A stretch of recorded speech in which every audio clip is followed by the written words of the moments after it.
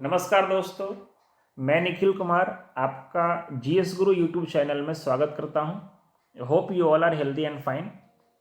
दोस्तों, हम आज की इस वीडियो सेशन में हिस्ट्री के एक छोटे से पार्ट जिसका नाम है अर्लियर मिडेवल का एग्जाम पॉइंट ऑफ व्यू से जिन क्वेश्चनों के पूछे जाने की संभावना है या जहां से क्वेश्चन अक्सर पूछे जाते हैं, सिर्फ उन टॉपिक का 10 से 12 मिनट में क्विक रिवीजन हम लोग करने जा रहे हैं। बेहतर ये होगा कि आप भी अपने नोटबुक और पेन कॉपी ले लें और साथ में फैक्ट को नोट डाउन करते हुए रिवीजन करते चलें। तो चलिए वीडियो स्टार्ट करते हैं। दोस्तों देखिए, जैसा कि आप जानते ही होंगे, मध्यकालीन इतिहास यानी कि मीडिएवल हिस्ट्री को 3 भागों में बांटा गया है। जो इसका टाइम स्लॉट है 712 से लेकर 1857 तक। इस टाइम स्लॉट को 3 भागों में बांटा गया है। पहला भाग क्या है? पहला भाग है 712 से लेकर 1206 तक, जिसको बोलते हैं अर्लियर मीडिएवल। दूसरा भाग क्या है? 1206 से लेकर 1526 तक, जिसको बोलते हैं प्री मीडिएवल। और तीसरा भाग क्या है? 1526 से लेकर 1857 तक, जिसको बोलते हैं पोस्ट मीडिएवल। तो दोस्तों, हम आज इस वीडियो में 712 से लेकर 1206 वाले पार्ट यानी कि अर्लियर मिडिएवल वाले पार्ट में कौन कौन से क्वेश्चन पूछे जाते हैं, कौन कौन से क्वेश्चन पूछे जाने की संभावना है, सिर्फ 10 से 12 मिनट में उन टॉपिक को ही रिवाइज करने जा रहे हैं। तो चलिए स्टार्ट करते हैं। देखिए दोस्तों, 712 से 1206 वाले पार्ट में आपको मोस्टली 3 रूलर के बारे में ध्यान रखना है। पहला, मोहम्मद बिन कासिम।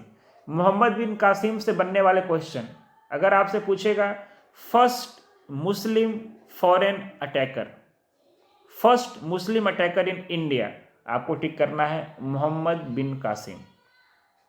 क्वेश्चन पूछेगा फर्स्ट फॉरेन अटैकर इन मीडिएवल हिस्ट्री, क्वेश्चन टिक करना है मोहम्मद बिन कासिम। लेकिन क्वेश्चन पूछ देगा first foreign attacker in history of India, तो टिक करना है सिकंदर अलेक्जेंडर वन।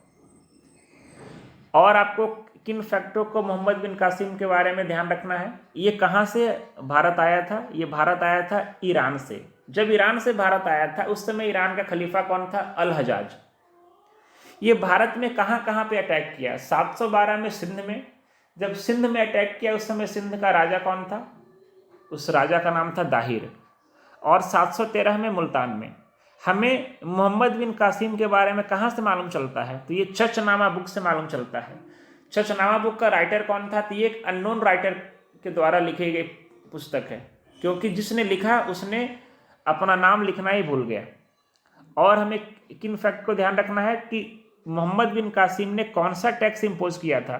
तो मोहम्मद बिन कासिम ने जजिया नामक टैक्स इम्पोज किया था। लेकिन इसके टैक्स इम्पोजिंग में एक खास बात थी। ये टैक्स तो इम्पोज किया था, लेकिन ब्राह्मण और वुमेन से ये टैक्स को कलेक्ट नहीं करता था। तो इन 4-5 फैक्ट को आपको मोहम्मद बिन कासिम से याद रखना है, जहां से क्वेश्चन यूजुअली पूछे जाते हैं या पूछे जाने की संभावना है। अब मैं इन फैक्ट को आपके सामने टाइप कर दे रहा हूं, आप या तो नोट डाउन कर लीजिए या स्क्रीनशॉट ले सकते हैं।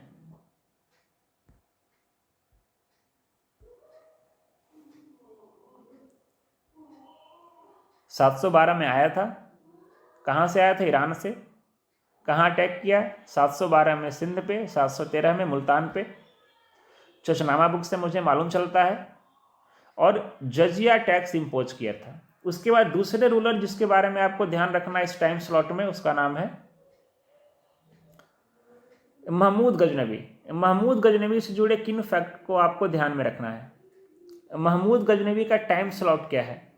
तो 1000 से लेकर 1030 तक। ये किसका बेटा था? ये सुबुक्तगीन का बेटा था। ये कहाँ से भारत आया था? ये भारत आपका अफगानिस्तान से आया था।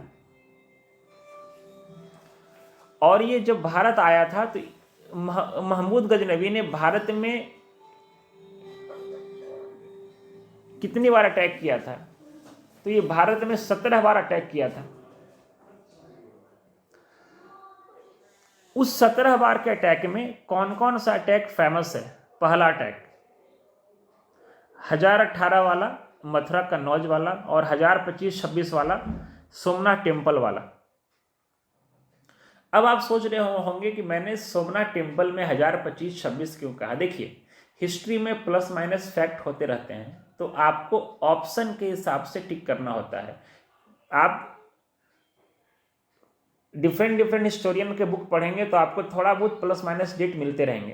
कहीं आप देखेंगे सोमनाथ टेम्पल का जिक्र 1025 में किया जा रहा है, कहीं आप देखेंगे सोमनाथ टेम्पल का जिक्र 1026 में किया जा रहा है। इसके अलावा और कौन से फैक्ट आपको यहाँ से ध्यान रखने हैं? इसके टाइम स्लॉट में 5 हिस्टोरियन फेमस हुए थे। पहला नाम अल बिरूनी, कौन सा पुस्तक लिखा? किताबुल हिंद। दूसरा नाम फिरदौसी, कौन सा पुस्तक लिखा? शाहनामा। तीसरा नाम फारूकी, चौथा नाम उत्वी और पांचवा नाम सिस्तनी। तो इन फैक्ट को आपको महमूद गजनवी के बारे में याद रखना है। अब मैंने जो फैक्ट बोले हैं बारी बारी से टाइप कर दे रहा हूं, आप उसको नोट डाउन कर सकते हैं या फिर स्क्रीनशॉट ले सकते हैं। तो ये मैं बारी बारी से आपके लिए टाइप कर रहा हूं, आप नोट डाउन कर लीजिए या फिर चाहें तो स्क्रीनशॉट भी ले सकते हैं।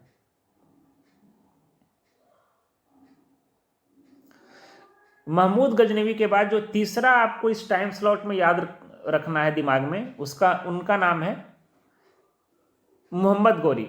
मोहम्मद गोरी से जुड़े किन किन फैक्ट को आपको ध्यान में रखना है? पहला फैक्ट, ये कहाँ से भारत आया था? ये भी अफगानिस्तान से भारत आया था। अफगानिस्तान में कहाँ से? घोर नामक जगह से ये भारत आया था। मोहम्मद गोरी का रियल नेम क्या था? तो मोहम्मद गोरी का रियल नेम था मुइजुद्दीन मोहम्मद। इसके अलावा मोहम्मद गोरी के 5 फेमस बैटल हैं। पहला 1175 में, कहाँ पे? मुल्तान में। उस समय मुल्तान का राजा कौन था? मूलराज। उसके बाद 1178 माउंट आबू में, उस समय कौन था? भीमदेव सेकेंड। उसके बाद 1191 और 1192 फर्स्ट बैटल ऑफ तराइन और सेकेंड बैटल ऑफ तराइन, दोनों पृथ्वीराज चौहान से। उसके बाद 1194 battle of Chandawar king Jaichand से। इस 5 बैटल में पहला बैटल ये जीता था, दूसरा हारा था, तीसरा हारा था, चौथा जीता था, 5वां जीता था। इसके अलावा आपसे क्वेश्चन पूछेगा कि मोहम्मद गोरी के टाइम स्लॉट में किस कोर्ट पोइट का जिक्र आता है? तो उनका नाम है चंद्रबरदाई। चंद्रबरदाई ने पृथ्वीराज चौहान पर कौन सी किताब लिखी है? ये क्वेश्चन मैं आपके लिए छोड़ रहा हूं, आप सर्च कीजिए, पढ़िए और कमेंट सेक्शन में मुझे इसका जवाब दीजिएगा। उसके बाद मोहम्मद गोरी से बनने वाले क्वेश्चन क्या है कि वो मोहम्मद गोरी का उस कमांडर का नाम क्या है जिसने नालंदा विश्वविद्यालय में आग लगाई थी? तो उसका नाम है बख्तियार खिलजी। आप इसको भी नोट डाउन कर सकते हैं। तो ये रहे मोहम्मद गोरी से जुड़े कुछ फैक्ट जहां से अक्सर क्वेश्चन पूछे जा रहे हैं या पूछे जाने की संभावना है। दोस्तों, मैं दावे के साथ ठोक कर कह रहा हूं कि 712 से लेकर 1206 वाले टाइम स्लॉट में अगर आप इन 3 रूलर के भी फैक्ट को रिवाइज करके एग्जाम में चले जाते हैं तो विश्वास मानिए 90 से 95% क्वेश्चन आप आसानी से एग्जाम में उड़ा ले जाएंगे। ये मैं ठोक के कह रहा हूं।